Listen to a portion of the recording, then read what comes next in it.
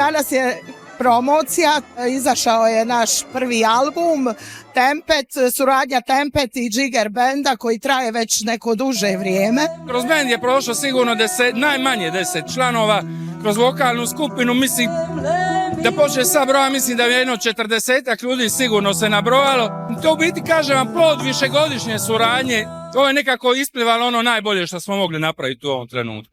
Umjetnicima, glazbenicima, dizajnerima ne treba miješati u posao, tako se ja ovom dvoma i ostalim članovima benda nisam miješala. Album je snimen sredstvima folklornog ansambla Tempet, a izdavanje nosača zvuka financirali su Turistička zajednica grada Makarske i grad Makarska. Skoro prije godinu dana smo snimili u Pavarotti centru u Mostaru. To je bilo odmah to, skužili smo da će se tu snimati album jer smo imali namjeru snimiti album u komadu. To smo gore uspjeli. Nakon određenog vremena su došle cure, odradili su sve te pjesme u jedan dan. Mislim da je bilo jako stresno, puno žena, puno vike. 4-dnevnu produkciju sa Sašom Karabatkom koji je fantastičan posao napravio i kao producent i kao čovjek, stvarno izuzetna osoba.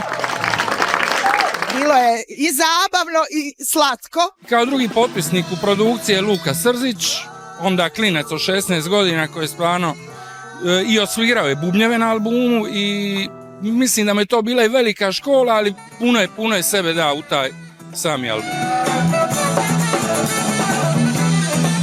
Htjeli smo tradiciju približiti na jedan moderniji i suvremeniji način publici. Možete poslušati sve na stranicama i na nosaču zvuka.